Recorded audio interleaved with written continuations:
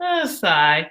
Hi, everybody. This is Jannette Anderson with the fabulous and amazing Gloria Grace Rand, and we are here for today's Ask the Experts. And I was just so proud because finally I had a guest who was here on time. It was all set up. We were talking. We were ready to start on time. And I just went to click on the button to go live, and it disappeared because we had set it up for 10 minutes before, and apparently you get a 10-minute window and be live, and then it cancels. So anyway, we're here now. And so this week's Ask the Experts is about how to bring focus and love to your business so that you can be more successful. And I'm going to tell you a little bit about Gloria Grace.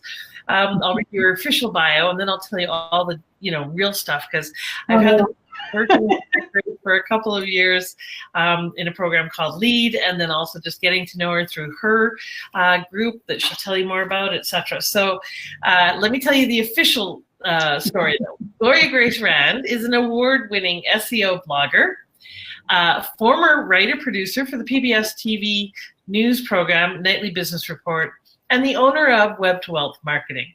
As an internationally known leading expert in internet marketing, Gloria develops innovative workshops and masterminds that help creative professionals and service providers improve their online visibility and profitability. Gloria is a contributing author of 3 best-selling books: Unscripted, How Entrepreneurs Leap and Find Success; Conceived to Lead; and Connect, 100+ mind-blowing strategies to use social media and drive business growth. Ooh, I want that one. I want to find out where I get that one. Okay. She speaks on business and spirituality. And she's also featured expert on Central Florida News 13 TV.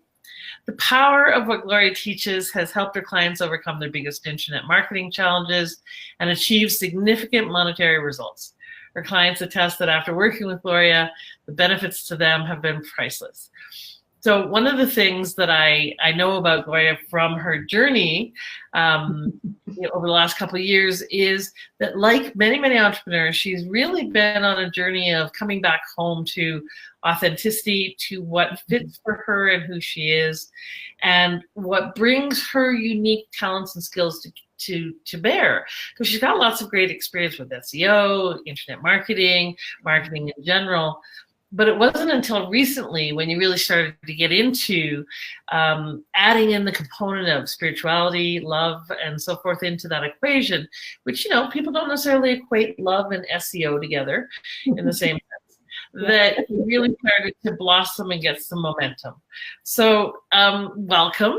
And thank you. I'd love to hear more about that, but why don't you just start off by telling us a little about you, where you live, and some of the things that's not in the bio, is like, your deepest, darkest secrets. Just tell us that. All right, let's see. Okay, well, I'm originally from Michigan, but I am truly a Floridian now. I've lived in Florida since I graduated from college, last year. But Exactly. Okay, yeah, I know, 1980 something. But yeah, I live outside of Orlando, Florida, and I got married and 2 wonderful adult children, 2 dogs, 2 cats, and Are you building an ark? what's that? Are you building an ark? 2 kids. 2 no, it's okay. It's okay. Yeah, done now. Just those. I don't have any fish. We had hermit crabs when the kids were little, but now it's just cats and dogs. So Okay. it's good. And let's see, what else? Well, yeah, I mean, you kind of gave the bio, but yeah, I've been in business now. This is my 10th year, which is amazing to think about, and all the things that have changed over those last 10 years when Facebook was barely a blip on anything, and now it's, this amazing thing that we have that we can do,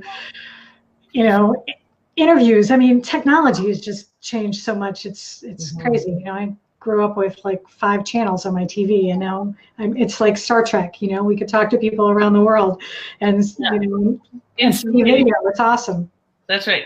You must be not as old as me. I only had 3, or you were richer when you were young. One of the 2 channels. I lived outside of Detroit, so I had channels from Detroit, from Windsor, Ontario, and from Toledo, Ohio. So, antennas are great things. And just a little aside, but do you actually remember the antennas? And sometimes you had to put tin foil to get it to come in. Little rabbit ears you would have. Yeah. Oh There are some people watching going, what language are they speaking? It sounds like English, but really, what are they talking about? All right, so let's talk a little bit about what you're passionate about, because I know you're passionate about marketing. We're just talking about you coming back from your 10-day Vipassana meditation retreat. Tell me a little bit about your journey to bring that internal focus, spirituality, love, etc., to what a lot of people would just consider to be fairly tactical, practical marketing, that kind of thing. Yeah, it's interesting, because that's definitely how I started off my business. You know, just a plain old ordinary SEO copywriter helping people to get found on Google. And, you know, and I had a modicum of success doing that. You know, I got people on the first page, and that was wonderful. But I do think that there had been something missing for me. I mean, personally, and I, you know, I go to church, but I wasn't what you, and I believe in God, but I wasn't what you would consider, you know, an overly religious person. But I guess that's the thing, is that, but I guess I always was interested in spirituality. But in going through several different personal development courses that I've done, in fact, a couple that you are familiar with, as well as I had a counselor who suggested that I read A Course in Miracles, and to start doing those lessons. That was really interesting. And just other different things that I've been aware of, you know, reading, you know, readings by like Wayne Dyer and Deepak Chopra. It's just, it suddenly, well, and I've been doing a lot of meditating over the years as well. And so between that, and then also going through a journey with my sister, had developed cancer, and she passed away a couple of years ago. And through that whole experience, all of that together, I really opened up to God and started really welcoming my higher power into my life in a bigger way, and realized that that was what was missing in my life, and suspecting that it was also missing in a lot of other people's lives. And so I wound up, I mean, last summer I did about 5 weeks straight of Facebook Lives talking about spirituality every day, and talking about the word of the day from a publication called The Daily Word. And I just had a blast doing it. It was like, it just lit me up every day to be able to do that. And I just realized that is an important part of when we can really own who we are.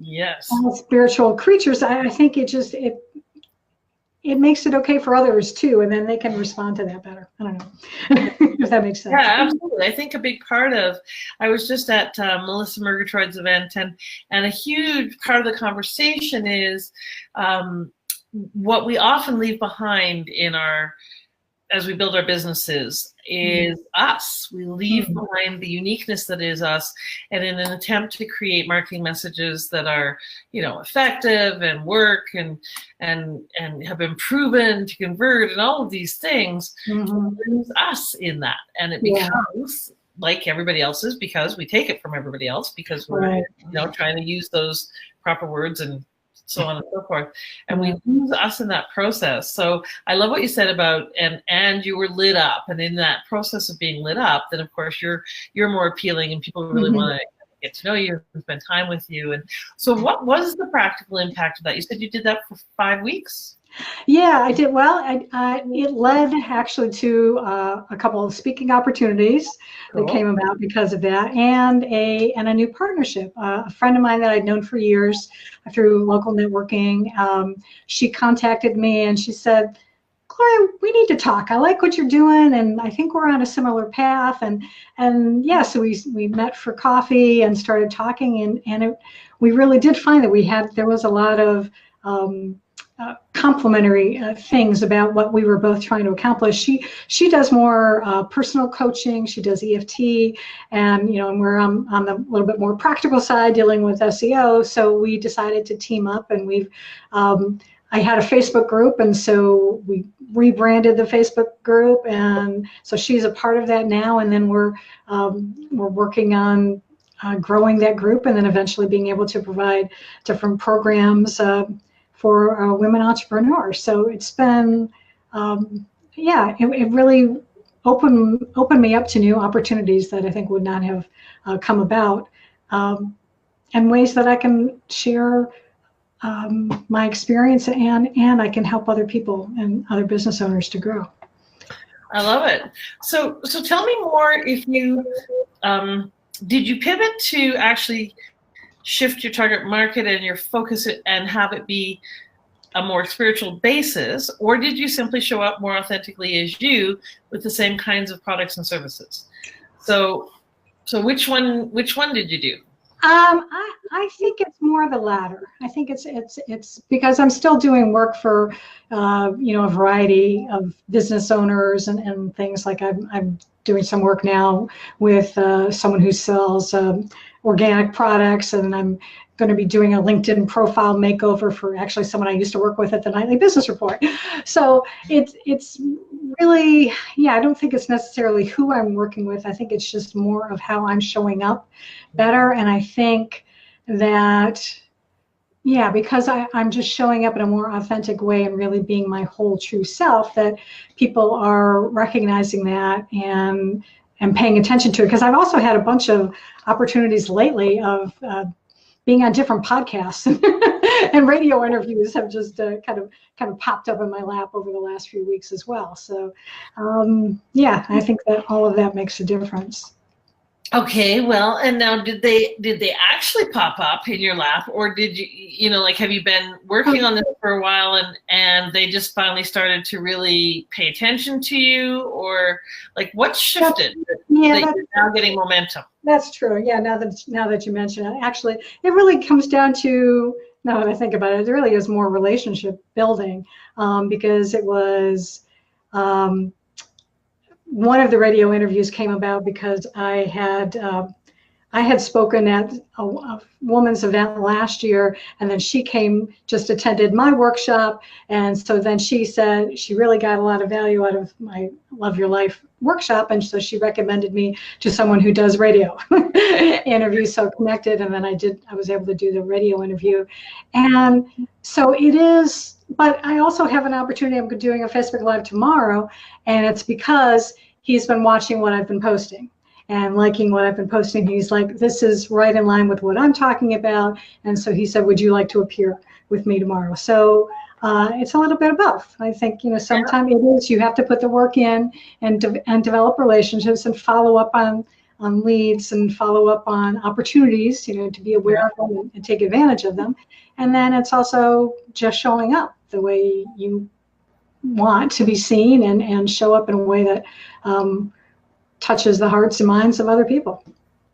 Well, and I really think a lot of it, if you don't mind me telling tales out of school about you, part of the journey has been really embracing the courage to be authentic, to not be how you thought you should be, proper and so forth and so on, but really to just show up and say, no, this is actually who I am, and kind of take it or leave it. But it sounds like what it has been doing is bringing in more people who are more in alignment with you, who are more on the same wavelength, and really helping you hone that, which is great for getting us better clients who we resonate with, because it'll eliminate the ones who don't resonate with you and attract the ones who do, so that they phone up and say, hey, I like what you're doing, so be on my podcast. Yeah, exactly. Yeah, and that's true. And it really did take courage, because I tell you, the first time I decided to talk about it last year, I was like, I don't know, I was like, I remember you going through that process of, okay, I'm going to jump in and do it. But yeah, the more I did it, the easier it got, because it just felt natural. And so, so it was a good move all around. So sometimes you just have to have that, you have that little feeling inside, and you got to pay attention to it and be willing to try it. And, and if it doesn't work, it doesn't work, but at least you tried. Exactly. And just showing up as who you are. Yeah. So on the kind of the practical side, in terms of your business experience and so forth, social media is a bugbear that lots of people have tons of shoulds around, tons of things that, what should I be doing? How do I focus on this? How do I manage the overwhelm, et cetera, et cetera, et cetera. Right. So what advice do you have? So what are 3 practical tips for people who, let's start with 3 practical tips for people who are feeling overwhelmed by social media. What would you say to them? Okay, well, number 1 is to breathe and, and to let go of some of that overwhelm. And number 2, but the most important thing is to focus in on where are the clients that you want to work with? Where are they hanging out? Because that's where you want to spend the majority of your time. Because I've talked about this for years, that people think they have to be on all the different social networking sites, Facebook and Instagram and Snapchat and Pinterest and, Mm-hmm. Sure, it's great to be able to have a presence there, but if you're especially if you're just getting started and you want to just get going with it, focus in on that first place where your potential clients are, and then really get to know that platform inside and out, because that's where you're going to spend the most of your time. Then you can gradually start adding others or hire somebody maybe to manage some of this for you as well, because that's the other part of it, is you can only be on social media so much a day. Again, like, limit your time to maybe 15 minutes or a half an hour, no more than that. Set a timer if you have to, if you're not disciplined enough, and then as soon as it's done, go off, and go do something else, because it can be a big time suck and energy suck as well. And so just limit yourself, and that's going to be, I think, that the biggest thing, so that you can get the benefits of it without having it totally take over your life. Okay. How many is that? I don't even know. Okay, so let's talk about Facebook, because we're on Facebook, and Facebook is one of the more common, biggest platforms that people use. Yeah. What now is a do and a don't? If let's say someone's got a Facebook group, they want to grow their Facebook group. And I'm totally asking this from self-serving point of view, because I want to grow Bodacity's action group. What's a do and what's a don't when it comes to growing your group now? Because it takes a lot on Facebook. Yeah, it does, and they've kind of fixed what was a bug before, where there were a lot of people who were just automatically adding their friends into a group. You still sort of get these automatic invitations, but at least you have the option now to actually join or ignore it. But beyond that is, I believe in the personal touch. So I send people a Facebook message, or if I'm talking to somebody in person, I might ask them. But I always invite them and say, hey, I've got this Facebook group, and it's for women entrepreneurs, and it's a great a place for you to grow your business and to get some support and accountability. Here's the link, check it out. Okay. And that's it. And let them decide whether or not they want to join. Because I think that's the big thing. Because if you just are willy-nilly inviting people in, I know I'm one of those, and a lot of people that I know do not like that. And that's why I say, at least Facebook has changed it now, so you do have to click join the group. You don't automatically get in. But I would say also another don't is, don't assume that if you have a Facebook group that everybody, especially if you're using it strictly to sell products, that people are going to want to be in that group. I mean, unless they really are truly in love with your products, because I don't quite understand. It seems like it's a lot of multi-level marketing companies are just teaching people to just create these groups, and then they're just using them to just talk about their products all day long. Yeah. You can talk about your products, but educate people a little bit too. Talk about what the benefits of these things are, or maybe use it as, use the group as a way to build relationships among the members. Do something to encourage that, rather than just use it as a platform to sell, because that just turns me off. That's my it's like, if you're setting up a page like that, it's like setting up a store, and people walk into your store. If you followed them around and sent hey, want to buy this? Want to buy this? Want to buy this? How about this? How about now? How about the, then you would leave the store, first of all. Secondly, we only walk into that store once in a blue moon when we have a need. So don't be bugging me to come into your store if I don't have a need.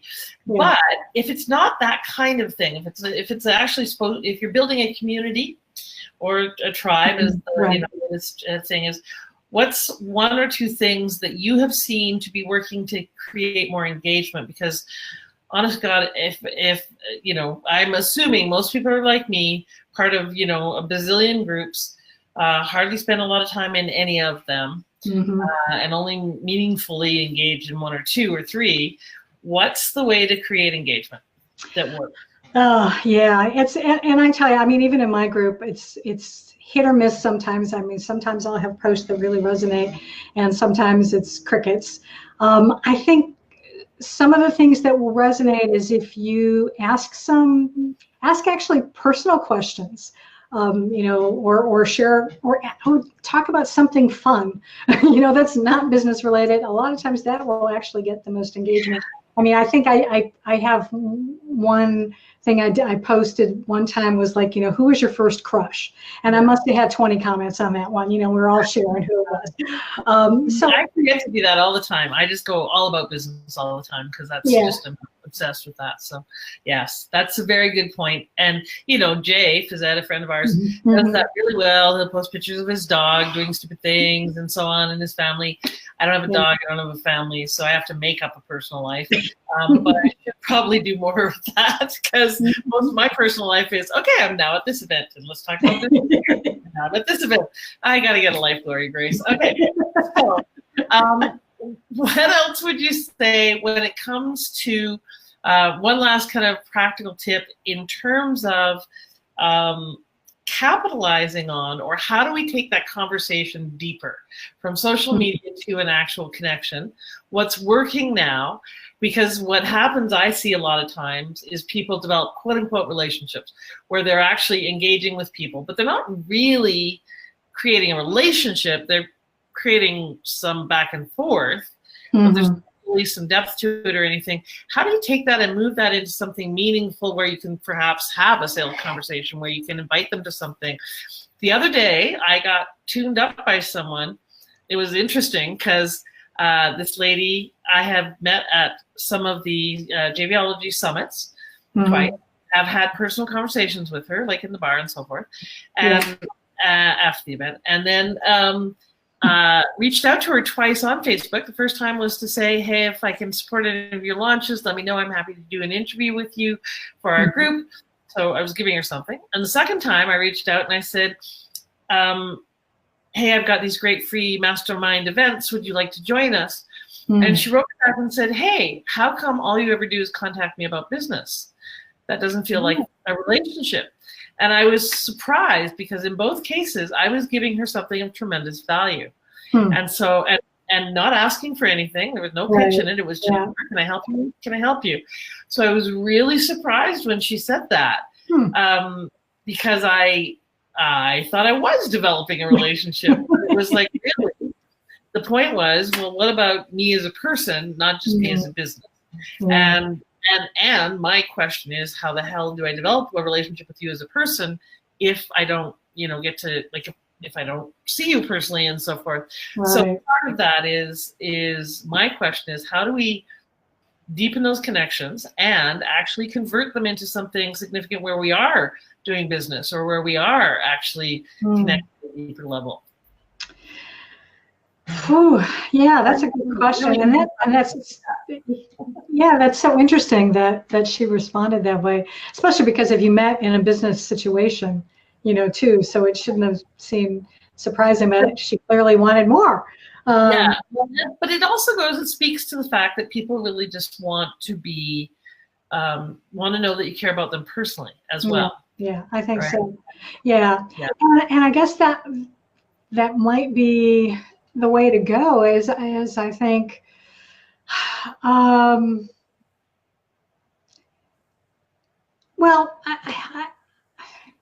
I mean, I think one thing you could do possibly could be to, I have a friend who likes to say kind of like you're cyber stalking people. So like go to their Facebook page and, you know, and they're personal and see what they're up to and see what they're interested in. And then maybe ask them about it, you know, say, you know, either comment directly on something that they're doing, you know, maybe they went to, you know, some great event, or maybe they like to do something outdoors or what have you, and maybe just ask them about it, you know, just say, wow, I saw that you were doing this, or you traveled here, what did you think about that? Maybe even, you know, another thing might be to, depending, is just ask someone for advice about something. And again, maybe it's more of a personal nature, but or maybe say, hey, I'm traveling to this city. Do you have any recommendations? You know, if it works, and you don't want to do something fakey, but yeah, try to find a way to be able to start up more of a personal conversation with someone first. And see if they'll be open to doing, like, you know, like a Zoom or something like that, where you can actually talk face to face. So it's not just exchanging Facebook messages all the time, but that might be something too. So yeah, it's a challenge, and I think it's just something we have to keep at and try experimenting different things. Well, and I think what I've decided that I'm going to do is actually, as part of, you know, building the League of Extraordinary Women and so forth, and the overwhelm, because originally it was like, and much of the model, the business model right now is thousands get, you know, build a mail list of 10,000 and 20,000 and you're as successful as your list and blah, blah, blah. Yeah. I'm actually going to go in the opposite direction, at least for a while. And I'm focusing on, I'm creating a list of 100 women that I want to get to know, support, really kind of have an actual relationship with, where I know them and remember them if I meet them at an event, which is a big task for me, because I memory sieves like you wouldn't believe. But anyways, and really just hone in on that list of 100. I recently heard, where was it? I don't remember because I have no memory. But the point was that most of our business comes from a small subsection of our list. So we might as well hone in on that subsection of our list and create that top 100 or the top 1,000. Oh, it was the guy who wrote the article on 1,000 fans in Forbes magazine about how you can create those raving fans, and the raving fans are the ones who, you don't need, you know, 1 million, you need okay, so that's, for me, part of what I'm focusing on is that narrower list, deeper conversations with them where and how I can, and then it also shrinks down some of the social media requirements too. Okay, so one last question that I'd love you to just kind of give us an idea of what you're up to and how people can access you. Well, actually, why don't you tell us that first? So where can people go to you, and what kinds of things would they go to you for? So who are the people who can call you, and what would they call you about? Okay. People that call me are, I would say, a lot of service providers, people in businesses. I mean, I've done, I write copy for for someone who has a website that either they're creating a new website and they need content for it, or they've had a website for a few years and it needs updating. And so I've done a lot of work with a variety of industries. I'm doing some work right now with a water heater company. I've done, you know, companies from air conditioning to sign makers to, like I said, this holistic products, organic products company I'm working with right now. So those types of companies, but definitely people in like the service industries, not so much consumer products, but service companies. And one of the things that I love to do is help them, is to write like content for your website, to make sure that it connects you with the people that you want to find you, that they can find your website on Google and they're going to take action when they get there. So if you can reach me on my website, which is gloriarand.com, GLORIARAND.com. And of course on Facebook as well. You can get hold of me there too. All right. And so what's the, so gloriarand.com, and they can reach out to you there or instant message you on Facebook if they need copy, if they need feedback on their marketing, how to make it more kind of juicy for their audience, how to dial that in. All right. So on the note of juiciness, part of what I like to, we really want to support people in this community of Bodacity, which is about building bold businesses and bold lives. I know you have gone through, as you mentioned, your sister's passing and a number of tough things in the last little while, and have been in the entrepreneurial game for a long time. So you're like a lot of people who have been kind of doing this for a while, in, out, struggling, part-time, full-time, and various different iterations of it, like all of us. Right. What was what I call your leap moment? When and how did you get to a point where you decided that you were all in and that you were going to make this work for you? And what was that process for you? How did you get to that point of really committing to yourself, to your business, to your success, your future? What helped you with that? Well, I would say, well, in a way, I think it might almost have been,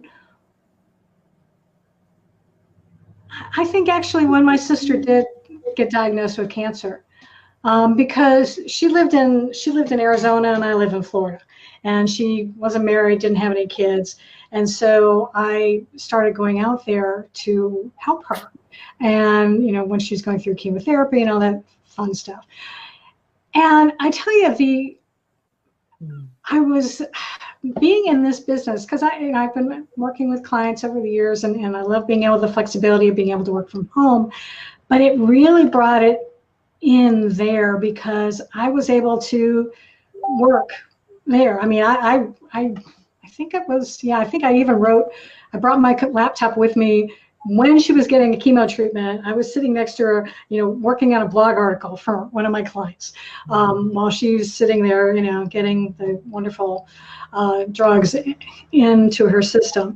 But being able to have that flexibility of being able to be there, still being able to help my clients, working around, when also it was kind of the time change in a way, time difference sort of worked in our favor because I could work early in the morning while she's still sleeping because it's already later on the East Coast.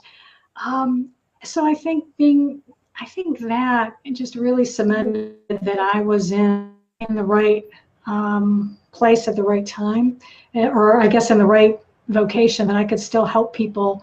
And I think also because of dealing with her too, with all of that experience, again, it